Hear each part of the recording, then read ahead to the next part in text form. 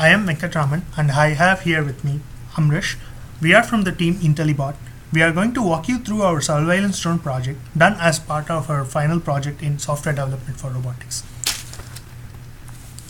Let's look at the overview of IntelliBot. The project is conceived as part of a requirement from the fictional company Acme Robotics. The goal is to develop a surveillance drone that gathers data on position of humans in an unexplored frontier while generating the map and localizing the drone in the map. The team proposes to develop a software package based on ROS, C++, and other allied components to achieve the goal. Taking a moment to introduce the team, I am Venkatraman, a second-year graduate in systems engineering from UMD. My focal interests lie in AI, drones, and autonomous robots. Hello, I'm Amrish. I'm a first-year graduate student in robotics at UMD. My interests are automation and control, 3D printers, and CNC machines. Now, let us look at the motivation to this project. In the age of growing terror attacks and natural calamities, it is an absolute requirement to produce robust, scalable, and quick proactive reactive response to such disasters. Some response teams are often constrained by speed and maneuverability in disaster-struck zones. Hence, it is an absolute necessity for robust autonomous machines to provide emergency response procedures such as gathering intelligence on the disaster zone. Now, let us look at the detailed design of the project.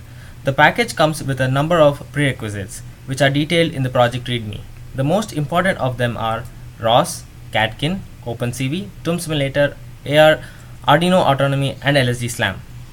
The package consists of 5 classes, each with the targeted functionality. The functionality and the activity diagram are explained in the README. Now, soon as the package is initiated, the gazebo simulation starts. The 3 main functionality nodes, object detector, controller, and SLAM, begin. The object detector nodes subscribe to the camera image along with the image processor helper class, detects 3D location of the human and determines its location. The control class along with the path planning and PID class steers the drone to the specified goal. Now, going on to the package setup and cloning it to the local, the aforementioned dependencies are installed utilizing the instructions from the package readmes. Then, after moving to the Catkin workspace, the package is cloned to the workspace and then built. The accompanied launch file can be used to run the demo, which can be seen here. Now, in order to run the tests on the package, the given routine can be used, and then the tests are run at that moment. Given we have clear knowledge on the package dynamics, let's see a few demos of the mentioned functionality. Right here, we have the cloning part, which was explained earlier, right from the GitHub repository. Due to time constraints, I'm going to speed it up to 2x. Right here, we clone the repository and do the catkin make to build the entire repository in the local system. As it can be seen, the entire repository is built along with its allied packages, and then the executables are created in the build environment. Now, moving on, let's see the drone in action. Here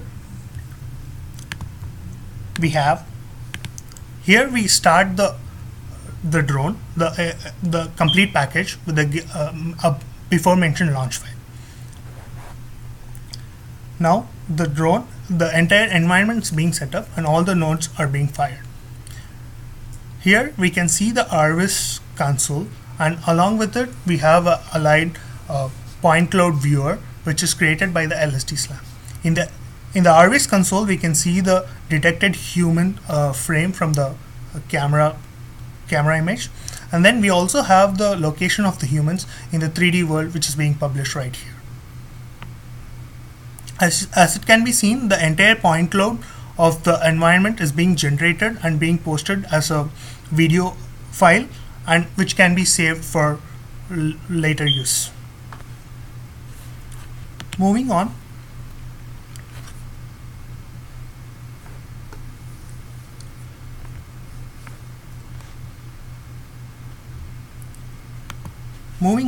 let's see how to run the tests on the package. Here we run the catkin make run test command, and then the entire repository is being built again, and then the accompanying tests are run.